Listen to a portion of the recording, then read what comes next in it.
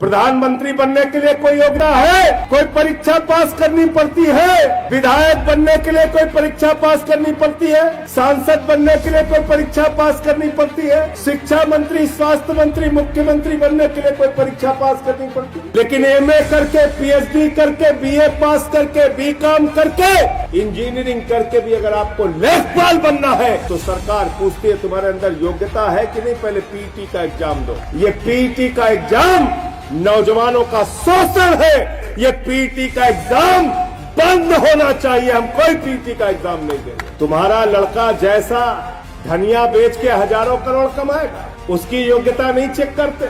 उसको बीसीसीआई का सचिव बना दिया, बेटा हजारों करोड़ क्रिकेट के नाम पे लूटो, अमित शाह के बेटे हो, चिंता करने की जरूरत नहीं। मुझे शर्म आती है उत्तर प्रदेश की आदित्यनाथ की सरकार पे, जो हमारे नौजवानों को जानवरों की तरह गाड़ी में भर के, बसों में भर के पिछले 2 दिनों से परीक्षा केंद्रों पर जाना पड़ रहा है। 1-1 हजार किलोमीटर दूर जाना पड़ रहा है। अरे ऐसे तो जानवर भी नहीं जाते जैसे तुम नौजवानों को लेकर जा रहे हैं। ये कहा गया कि पीटी की परीक्षा पास करनी पड़ेगी। युवाओं ने कहा क्यों पास करनी पड़ेगी? बोले तुम्हें अपनी योग्यता साबित करनी है। तुम लेखपाल बनने के काबिल हो कि नहीं हो, तुम क्लर्क बनने के काबिल हो कि नहीं हो, तुम अधीनस्थ चयन सेवा आयोग की भर्ती में सेलेक्ट होने के काबिल हो कि नहीं हो, पहले इसकी परीक्षा दो, तब लेखपाल की परीक्षा दे। पीटी की परीक्षा से कोई नौकरी नहीं मिलेगी आपको। पीटी की परीक्षा से इस उत्तर प्रदेश के नौजवानों को अपनी योग्यता साबित करनी है कि वो लेखपाल बनने के काबिल है। बारे बाबा योगी जी, उत्तर प्रदेश के अंदर, लेकिन अगर आप पूछे यूपी के मुख्यमंत्री की योग्यता क्या है, सरकार कहती है अंगूठा टेको तब भी बन सकता। पूछे शिक्षा मंत्री बनने की योग्यता क्या है, सरकार कहती है अंगूठा टेक है फिर भी शिक्षा मंत्री बन सकता। स्वास्थ्य मंत्री बनने की योग्यता क्या है, अंगूठा टेक है तब भी स्वास्थ्य मंत्री बन सकता। अरे उच्च शिक्षा का, विश्वविद्यालय का मंत्री बनने की योग्यता क्या है, अंगूठा टेक है फिर भी बन सकता है।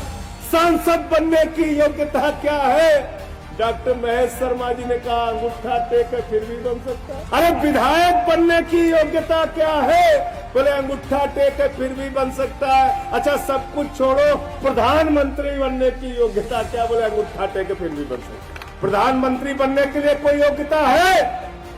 कोई योग्यता है? कोई परीक्षा पास करनी पड़ती है? विधायक बनने के लिए कोई परीक्षा पास करनी पड़ती है? सांसद बनने के लिए कोई परीक्षा पास करनी पड़ती है? शिक्षा मंत्री, स्वास्थ्य मंत्री, मुख्यमंत्री बनने के लिए कोई परीक्षा पास करनी पड़ती है? लेकिन एमए करके, पीएचडी करके, बीए पास करके, बीकॉम करके, इंजीनियरिंग करके भी अगर आपको लेखपाल बनना है तो सरकार पूछती है तुम्हारे अंदर योग्यता है कि नहीं, पहले पीटी का एग्जाम दो। इसलिए ये पीटी का एग्जाम नौजवानों का शोषण है। मैं चाहता हूं युवक विंग के लोग लखनऊ के अंदर आंदोलन करें, अनशन करें, प्रदर्शन करें, छात्र विंग के लोग इनके साथ मिलकर आंदोलन करें। ये पीटी का एग्जाम बंद होना चाहिए। हम कोई पीटी का एग्जाम नहीं देंगे। तुम्हारा लड़का जैसा धनिया बेच के हजारों करोड़ कमाएगा, उसकी योग्यता नहीं चेक करते।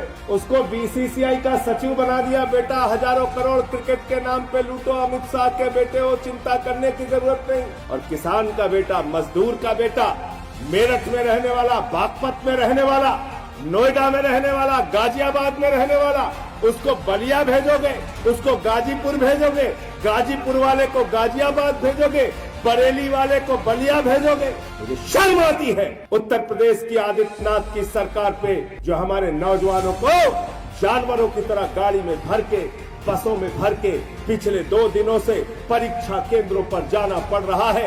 1-1 हजार किलोमीटर दूर जाना पड़ रहा है। अरे ऐसे तो जानवर भी नहीं जाते जैसे तुम नौजवानों को लेकर जा रहे हैं। आदित्यनाथ जी, मैं पूछना चाहता हूं, नरेंद्र मोदी की रैली होती है, खाने का पैकेट देते हो, बस का किराया देते हो, ट्रेन का किराया देते हो।